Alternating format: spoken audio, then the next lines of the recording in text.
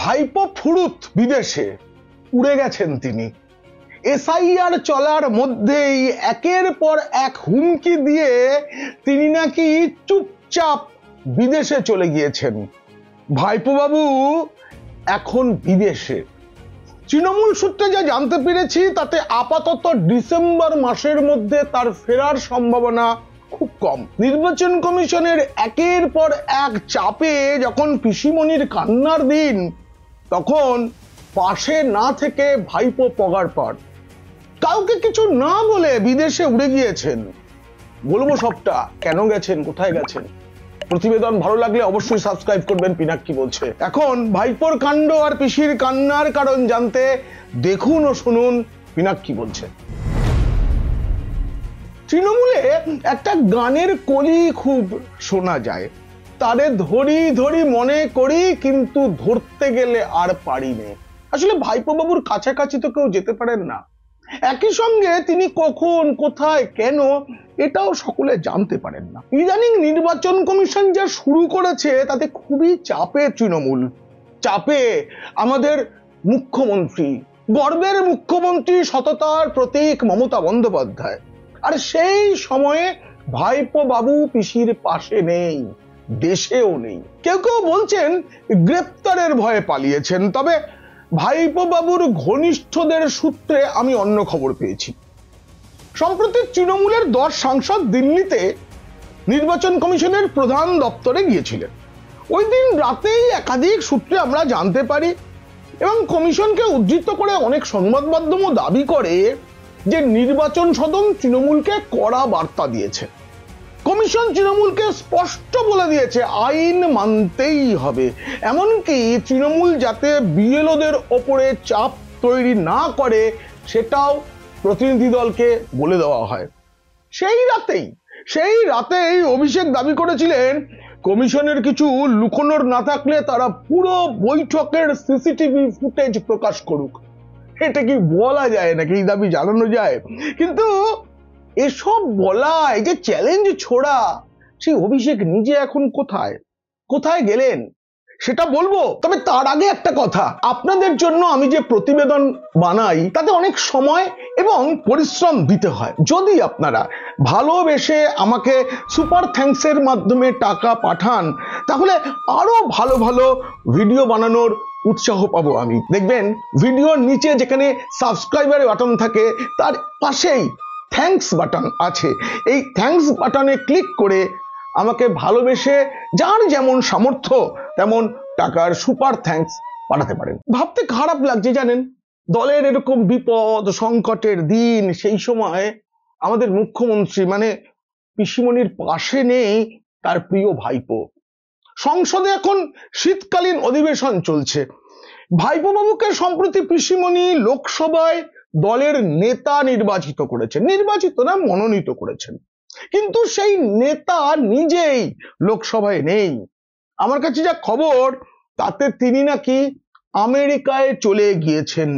যদিও দলের কেউ কোথায় ভাইপো বাবু গিয়েছেন বা আদৌ গেছেন কিনা এ নিয়ে মুখ খুলতে রাজি হচ্ছেন না। তবে কিছু কিছু নেতা তো আছেন, তারা বলছেন। একটি সূত্র থেকে জানতে পেরেছি সম্ভবত কন্যার চিকিৎসার জন্যই ভাইপো বাবু বিদেশে গিয়েছেন, দুবাই হয়ে আমেরিকার পথে। সংসদের চলতে শীতকালীন অধিবেশনে এখনো পর্যন্ত কিন্তু একদিনও উপস্থিত হননি লোকসভায় তৃণমূলের নেতা তথা আঞ্চলিক দল তৃণমূলের সর্বভারতীয় সাধারণ সম্পাদক অভিষেক বন্দ্যোপাধ্যায়। কিন্তু তার যে ঘনিষ্ঠ সংবাদ মাধ্যমগুলো, সেই সব সংবাদ মাধ্যমগুলো কি লিখছে জানেন? তারা লিখছেন মানে সামনে ভোট, এসআইআর চলছে, তাই তিনি নাকি পশ্চিমবঙ্গে থেকেই দলের সমস্ত রাজনৈতিক অবস্থান এবং পদক্ষেপ স্থির করবেন। মানে লোকসভায় রাজ্যসভায় কি হবে সেটাই তিনি ঠিক করবেন। 3রা ডিসেম্বর পশ্চিমবঙ্গের নামজাদা সংবাদপত্র যারা তৃণমূলের তাবেদারি করে থাকে তারা লিখেছে লোকসভায় দল পরিচালনার দায়িত্ব পাওয়ার পরে এই অধিবেশনে তাকে প্রথমবার এতটা সক্রিয় হতে দেখা যাচ্ছে। তিনি নাকি সক্রিয়। একদিনও যাননি সংসদে। অথচ এটা 3 ডিসেম্বরের খবর, অথচ 2 ডিসেম্বরেই নাকি ভাইপো উড়ে গেছেন। এতটাই চুপচাপ গেছেন যে কাছের সংবাদ মাধ্যম তারাও টেরটি পায়নি। তারা লিখেছে, মানে চলে যাওয়ার পর লিখেছে, কয়েক মাস পরেই পশ্চিমবঙ্গে বিধানসভা নির্বাচন, তাই তিনি রাজ্যে ব্যস্ত, কিন্তু দিল্লিতে হাজির থাকুন বা না থাকুন, লোকসভা এবং রাজ্যসভায় সংসদীয় দলের হ্রাস যে তিনি দৃঢ়ভাবেই নিজের হাতে রাখবেন তা ক্রমশ স্পষ্ট হয়ে যাচ্ছে বলে মনে করছে রাজনৈতিক মহল। কিন্তু এখন যা জানা যাচ্ছে, মানে আমি যা জানতে পেরেছি আপনাদের জানালাম, তাতে কলকাতা নয়, রাজ্য নয়, দেশ নয়, তিনি তো বিদেশে। সেখান থেকেই সংসদে কি হবে না হবে সেগুলো ঠিক করবেন নাকি? সংবাদ মাধ্যমে এমনটাও প্রচার করা হয় যে ভাইপো বাবু সংসদের 2 কক্ষের, মানে লোকসভা এবং রাজ্যসভার নেতৃত্ব দেবেন, যদিও তিনি কিন্তু মনোনীত শুধু লোকসভার নেতা হিসেবে। উভয় কক্ষেই দলীয় সাংসদদের কাজকর্ম তিনি একটা নিয়মের মধ্যে বাঁধতে চাইছেন। এটা কদিন ধরে প্রচার করা হচ্ছিল। এই নিয়মে অধিবেশনের প্রশ্নোত্তর পর্ব, উল্লেখ পর্বে কারা অংশ নেবেন, কি প্রশ্ন করবেন, সেসবগুলোও নাকি ভাইপো বাবু অভিষেক বন্দ্যোপাধ্যায় নিজে হাতে পরিচালনা করবেন বলে জানিয়েছিলেন। সবার উপর নজরদারি রাখতে চান, কারণ আছে তো। তাদের গর্বের সাংসদ মহুয়া মৈত্র ঘুষের বিনিময়ে সংসদে প্রশ্ন করেছিলেন, সেই মামলায় সিবিআই খুব তাড়াতাড়ি চার্জশিট দেবে। তারপরে ভাইপো বাবু নাকি নিজে সবটা নিয়ন্ত্রণ করবেন বলে ঠিক করেছেন। সেসব কাগজে লেখা হয়েছে, সাম্প্রতিক অতীতে লোকসভা ও রাজ্যসভায় দলীয় সাংসদদের শৃঙ্খলা ও অভ্যন্তরীণ সমন্বয় নিয়ে বিশেষ সমস্যা তৈরি হওয়ার প্রেক্ষিতেই এই সিদ্ধান্ত নেওয়া হয়েছে বলে মনে করা হচ্ছে, মানে তিনি কন্ট্রোল করবেন। কিন্তু আমার প্রশ্ন, তিনি কোথায়? কে জানে? রাজা বা রাজপুত্রদের সবটা কি আর জানা যায় নাকি? ভাবুন না, ভাবুন আর এক রাজপুত্র রাহুল গান্ধীর কথা ভাবুন। তিনি যখন সংসদে, মানে লোকসভায় কংগ্রেসের দলনেতা, তখনও তিনি অধিবেশনের সময় বিদেশ চলে যেতেন, মামার বাড়ি বা অন্য কোথাও চলে যেতেন, আর পরে বলতেন বিরোধীদের কথা বলতে দেওয়া হয় না সংসদে, এইটা ওইটা করে নেওয়া হয়েছে, বাইরে আওয়াজ। এই যে বিহারে যখন এসআইআর চলছিল, রাহুল গান্ধীর কত তোপ, মিছিল টিছিল করলেন, ওই বিস্ফোরক সব তথ্য, হাইড্রোজেন বোমা, তারপরে তার মাঝখানে তিনি ফুরুত করে বিদেশে চলে গেলেন, এলেন ভোটে। তারপর কংগ্রেসের কি ফল হয়েছে বিহারে সেটা তো আপনারা জানেনই।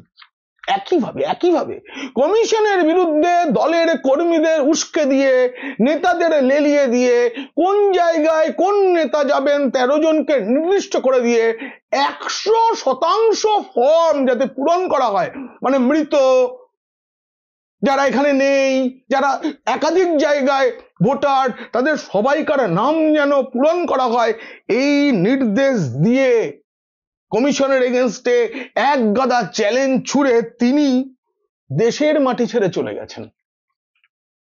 একেই বলে নেতা, একেই বলে এক কথার মানুষ, যেটা যুবরাজ মানে তৃণমূলের সেনাপতি বলে থাকেন। তাই তো একেই বলে যুবরাজ, সেনাপতি ইত্যাদি ইত্যাদি আর অনেক কিছু। ভাইপো বাবুর কিন্তু এমনিতেই বিদেশে যাওয়ার একটা ন্যাক আছে, জানেন তো। আমি আগেও দেখিয়েছি, আমার কাছে একটা তালিকা আছে যে তিনি সাংসদ হওয়ার পর কত ঘন ঘন বিদেশে গেছেন। তার পিসিমণি মানে মুখ্যমন্ত্রী তিনি পারেননি এতবার যেতে। চিকিৎসার জন্য তো তিনি গেছেন, ঠিক আছে, এটা ধরে নেওয়া গেল। অন্য কারণেও বেড়াতেও গেছেন বারংবার। 2015 থেকে 2022 সালের এই তালিকাটা দেখুন, অভিবাসন দপ্তরের এই তালিকা, 26 বার বিদেশে গেছেন ভাইপো বাবু। London, Dubai, America, Singapore, Bangkok, সর্বত্র যেতে হয়েছে। কখনো বেড়াতে, কখনো অফিসিয়াল কাজে, কখনো অন্য কিছু, কখনো চিকিৎসায়। তবে এবারের বিষয়টা নাকি একেবারেই ভ্রমণ নয়, সম্পূর্ণটাই পারিবারিক কারণে তিনি গিয়েছেন।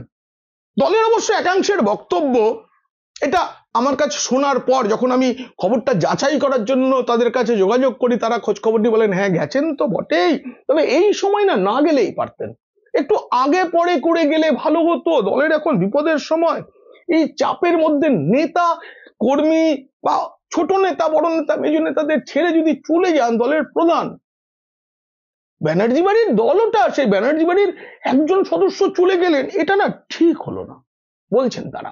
তবে ভাইপাবাবুর ঘনিষ্ঠরা বলছেন প্রয়োজনটা এতটাই গুরুত্বপূর্ণ এবং চিকিৎসকের অ্যাপয়েন্টমেন্ট বদল করতে না পারাতেই তড়িঘড়ি তাকে আমেরিকা চলে যেতে হয়েছে। এই যুক্তিটা সবাই যে মানছেন তাও নয়, তাদের বক্তব্য দুম করে এরকম বিদেশে চলে যাওয়া যায় নাকি, আগে থাকতে তো পরিকল্পনা করতে হয়। তারা ভুল করছেন, এটা সাধারণ মানুষের বিষয়। আমাদের দীঘা যেতে হলেও সপ্তাহখানেক আগে পরিকল্পনা করতে হয়, রাজা যুবরাজ মহারাজদের সেসব করতে হয় না। মোদ্দা কথা, বিপদের সময় পিসির পাশে নেই ভাইপো বাবু। তবে যে কারণে তিনি গিয়েছেন সেটা জানার পর আমি ঈশ্বরের কাছে একটাই প্রার্থনা করব, তার কন্যা দ্রুত সুস্থ হয়ে উঠুক। আমি জানি না কি অসুখ তার, কিন্তু চিকিৎসকরা যেন সেটা ধরতে পারেন এবং দ্রুত তাকে যেন সুস্থ করে তুলতে পারেন। আপনারাও সেই কামনা করুন ওই ছোট্ট শিশুটির জন্য। একই সঙ্গে মনে রাখুন, ভাইপো বাবু কিন্তু ফিরবেন, তাকে কিন্তু সবকিছুর মুখোমুখি হতেই হবে, কারণ কেউ ছাড় পায় না। এই প্রতিবেদন কেমন লাগলো জানিয়ে অবশ্যই মন্তব্য করবেন। ভালো লাগলে বন্ধুদের, খারাপ লাগলে শত্রুদের পাঠিয়ে দেবেন। আর আপনারা খুব খুব ভালো থাকবেন।